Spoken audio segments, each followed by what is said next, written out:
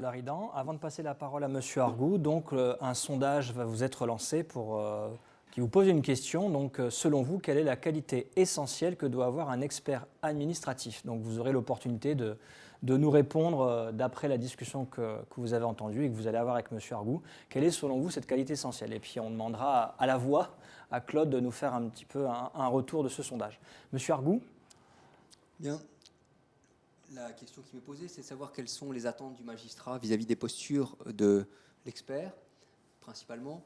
Alors je dirais que pour définir quelle est l'attente vis-à-vis des postures de l'expert, j'allais dire déjà, la question que je me pose, c'est qu'est-ce que j'attends de l'expert tout court? Quelle est l'attente du résultat de son expertise?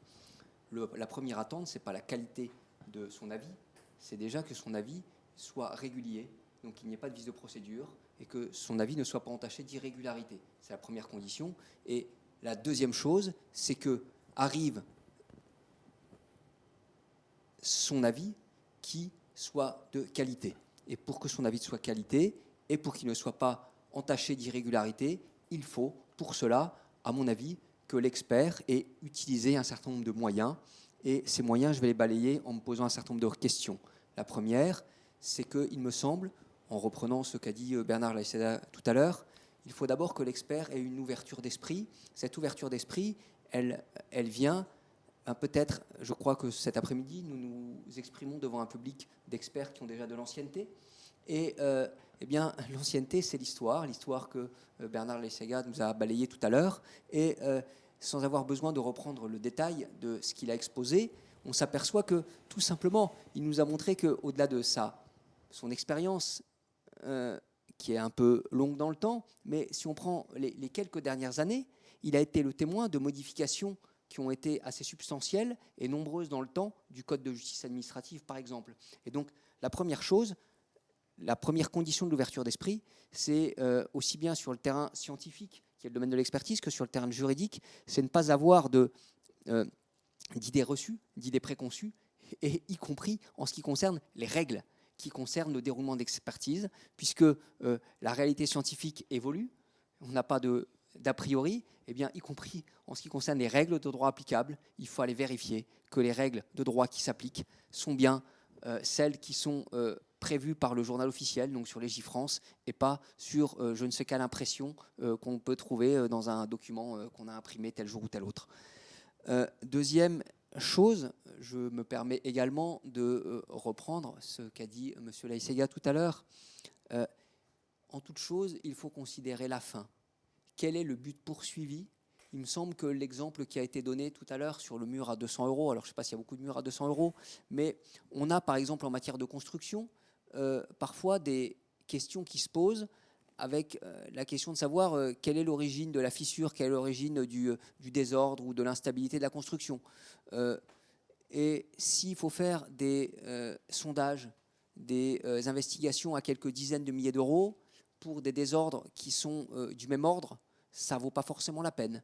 J'ai l'exemple actuellement d'une expertise où j'ai eu des échanges assez fructueux avec un expert et avec les parties où les gens se posent la question du caractère opportun ou satisfaisant du recours à l'expert d'expertise antérieure, où il y avait eu des sondages de sol qui avaient été très coûteux, mais ça n'avait pas été contradictoire dans cette expertise-là. Oui, mais les sondages de sol, ils avaient un coût à 20 ou 30 000 €. Donc j'ai proposé à l'expert et j'ai mis en diffusion générale l'ensemble des parties en disant je propose à l'expert de transmettre aux parties l'ensemble des investigations qui ont été faites, l'ensemble des résultats de l'expertise, et à partir de là, l'ensemble des parties verront l'opportunité ou pas pour elles de demander à nouveau de nouvelles investigations sur ce plan-là. Donc je pense que ce qui est important dans un expert, c'est son ouverture d'esprit et également envisager les enjeux et les coûts. On comprend bien qu'on est quand même dans l'idée pas seulement de trouver une vérité idéale, mais de résoudre un litige potentiel qui a un enjeu, et cet enjeu se quantifie financièrement. Ensuite, je dirais d'une façon générale, c'est que les mots ont été prononcés par les uns ou les autres dans leurs expressions juste avant moi. Il faut que ces mots-là ne soient pas que des mots et qu'il y a quelques mots clés, quelques mots phares que l'expert doit avoir en tête. Et j'allais dire, je vais prendre un exemple que vous ne m'attendez peut-être pas à citer, mais je pense du du randonneur en montagne qui fait une course dans la neige. Et on a l'habitude de dire que quand on a un doute sur le risque dans l'avalanche, c'est qu'il n'y a pas de doute, c'est qu'il ne faut pas y aller. Et donc, on va se poser des questions en matière d'impartialité, de diligence, d'honnêteté. Et on se dit, ah ben tiens, si j'utilise telle ou telle donnée, est-ce qu'il y a un problème d'impartialité? C'est qu'a priori, si on se pose la question, il y a une difficulté.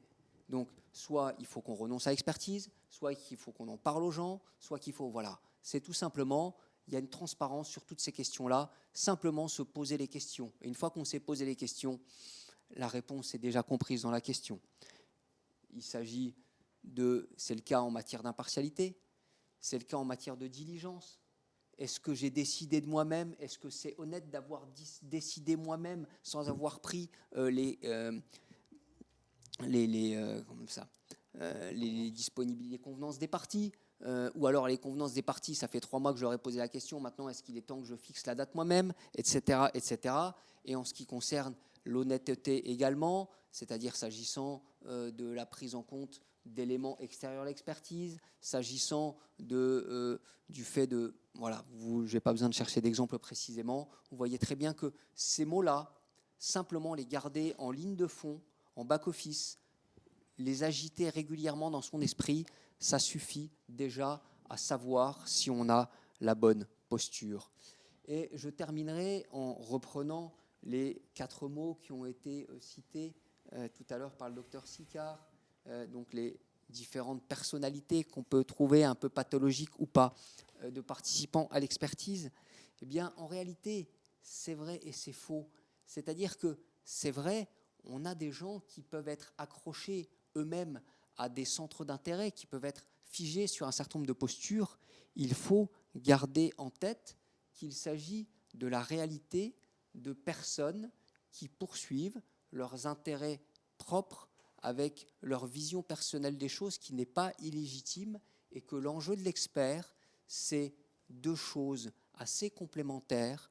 C'est d'abord, peut-être tout simplement, découvrir une certaine vérité scientifique, technique qui permet aux gens de comprendre petit à petit, et c'est aussi le fait d'être impartial et sans chercher à pencher d'un côté ou de l'autre, c'est laisser le temps aux gens petit à petit de découvrir quelle est leur position sans forcément nécessairement vouloir les concilier, peut-être aussi trouver le temps quand il est venu de les amener à une certaine conciliation.